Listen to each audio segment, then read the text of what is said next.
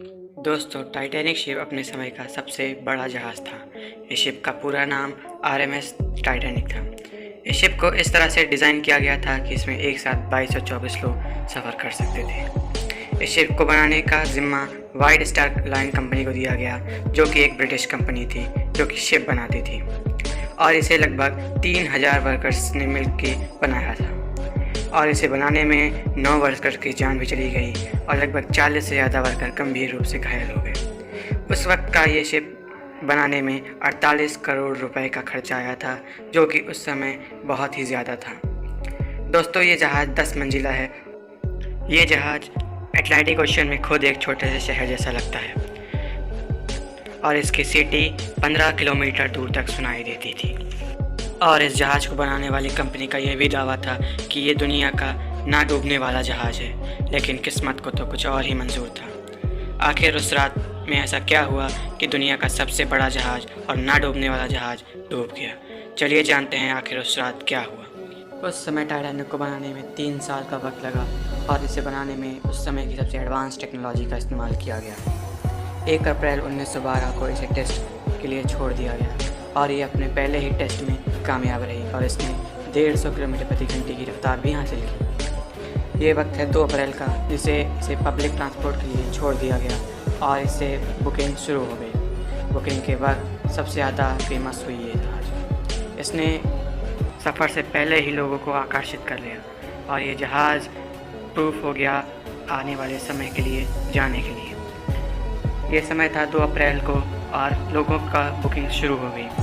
ये जहाज़ इतना ज़्यादा फेमस हो गया कि इसके बराबर उस समय कोई जहाज़ नहीं था। टाइटैनिक 10 मंजिला था लेकिन इसमें 3 क्लास था। इसमें फर्स्ट क्लास, सेकंड क्लास और थर्ड क्लास।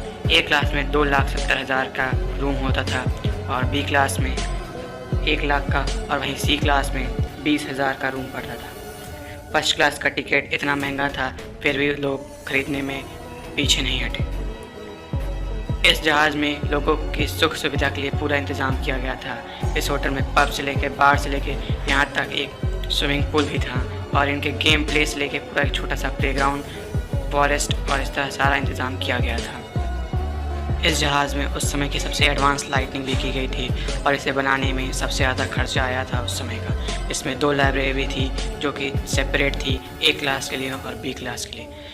टाइटैनिक अपने पहले सफ़र के लिए पूरी तरह से तैयार था और इसे लॉन्च किया जाने वाला था। इसका पहला सफ़र इंग्लैंड के साउथ हैम्पटन टाउन से अमेरिका से न्यूयॉर्क सिटी तक था।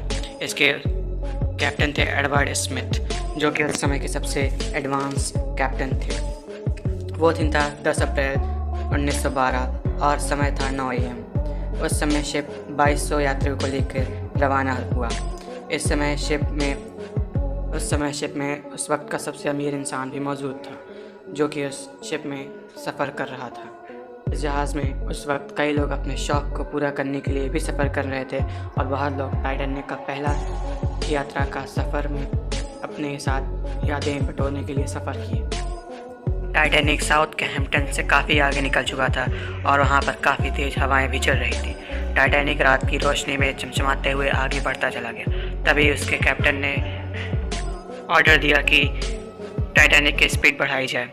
इसी के साथ टाइटैनिक की स्पीड बढ़ा दी गई और उनको ये जल्दी थी कि हम न्यूयॉर्क सिटी जल्दी पहुँचें और सबको सचेत कर दें और न्यूज़ रिपोर्ट में आ जाएं कि हम समय से पहले भी पहुँच सकते हैं और हमारी टाइटैनिक की स्पीड बढ़ा सकती है। अब बात करते हैं यात्रा के 5वें दिन की। टाइटैनिक अपनी मंजिल की ओर काफ़ी तेज़ी से बढ़ रहा था। दिन था रविवार और तारीख थी 14 अप्रैल 1912।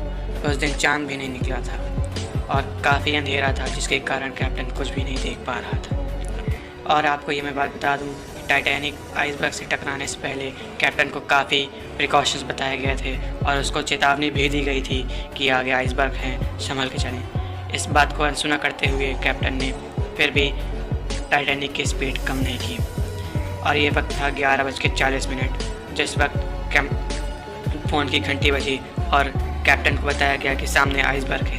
लेकिन जब तक कैप्टन समझता और आगे टाइटैनिक को मोड़ता और पीछे करता, तब तक बहुत ही देर हो चुकी थी।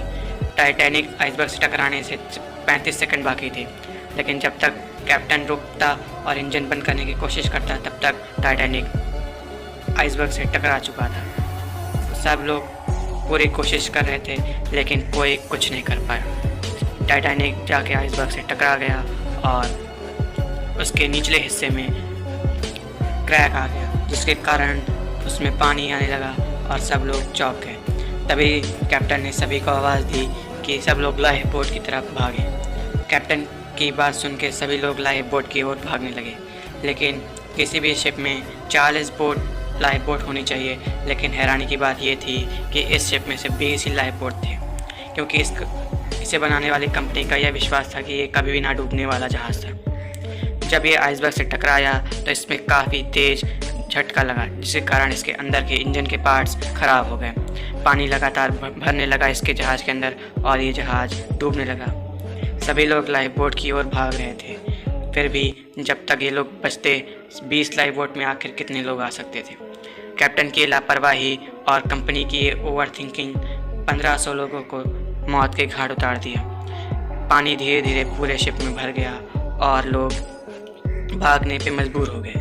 1500 लोगों की जान चली गई, सब लोग सोते रह गए और कुछ लोग तो भागने के चक्कर में ही डूब गए।